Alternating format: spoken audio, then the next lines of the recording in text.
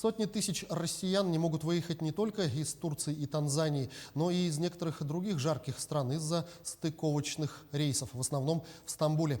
Напомню, 15 апреля Россия вынуждена ограничила авиасообщение с Турцией и Танзанией до 1 июня из-за резкого ухудшения эпидситуации в этих странах. Что же делать тем, кто оказался заложником ситуации, узнаете далее. Застрять в Египте с 2 детьми. Такого якутянка Луиза Спиридонова от отпуска точно не ожидала. Планируя отдых, специально выбирала максимально комфортные рейсы, чтобы дети не устали в долгой дороге. Однако из-за того, что маршрут был транзитным, через стыковку в Стамбуле рейс отменили. А все, что смог предложить туроператор, это билеты до Минска. То есть плюс еще 5 дней в пути, причем из Минска до Москвы поездом. И все вместе это внушительные траты денег, сил и времени. Нам предложили только один вариант – это поехать 20 числа с Шарм-эль-Шейха самолетом до Минска. Далее мы садимся на автобус и 11 часов еще едем до Москвы. Конечно, такой вариант нас абсолютно не устроил, и нам пришлось дополнительно самим тратить деньги, чтобы купить билеты хотя бы на поезд Москва-Минск.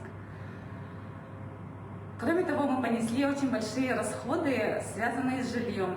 5 дней в Шарм-эль-Шейхе мы должны были оплачивать дополнительно гостиницу. Кроме того, за перенос рейса Москва-Якутск мы дополнительно заплатили авиакомпании Якутии за всех еще где-то 25 тысяч рублей. И подобных историй очень много. Транзитные прямые рейсы, лечение, отдых, бизнес. Только по данным Ассоциации туроператоров страны, ограничения коснулись более полумиллиона россиян. Теперь часть их штурмует офисы Turkish Airlines, чтобы хоть как-то возместить убытки. Человек летит в Мексику, перелет через Турцию. Поэтому тут не про отдых разговор, а к тому, что человеку нужно вернуться домой. Каким образом, непонятно. Онлайн ничего не решается. Я просто летаю в Египет через Стамбул. Получили сообщение или письмо через почту, что они отменили мой рейс.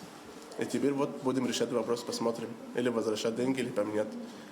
Я с проблемой возврата денег за билет. У меня супруг пытается вернуться домой в Санкт-Петербург из Одессы. Рейс с транзитом через Стамбул.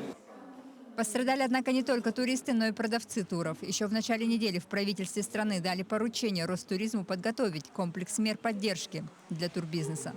Мы дали поручение Ростуризму совместно с заинтересованными коллегами внести пакет мер по поддержке туристической отрасли, который поможет им исполнить свои обязательства перед туристами. И мы в самые сжатые сроки ждем соответствующих предложений.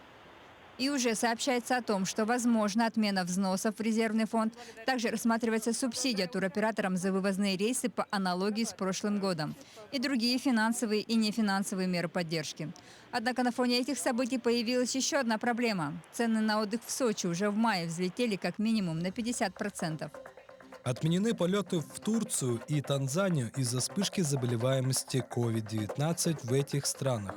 Это необходимая мера. Государство должно заботиться о здоровье своих граждан. Но как на это отреагировал туристический и гостиничный бизнес-перевозчики нашей страны? Как оказалось, повышение цен, причем для многих семей, неподъемным. Депутаты на ближайшем заседании Совета Госдумы рассмотрят этот вопрос и предложат профильным комитетам направить соответствующие материалы в ФАС и Минэкономразвития для принятия мер и выработки приложения о недопустимости роста цен на отдых. Что же касается тех туристов, кто уже приобрел путевку в Турцию или Танзанию срок до 1 июня, то у них есть несколько вариантов решения проблемы. Есть 3 варианта. Это смена направления, перенос даты, либо отмена бронирования. Для возврата денежных средств необходимо обратиться к турагенту, написать письменное заявление с указанием причины отмены, требованием вернуть денежные средства. Вся информация представлена на официальном сайте Ростуризма, а также работают круглосуточные горячие линии, по которым можно задать все интересующие вопросы. Анна Васильева, Павел Батуев.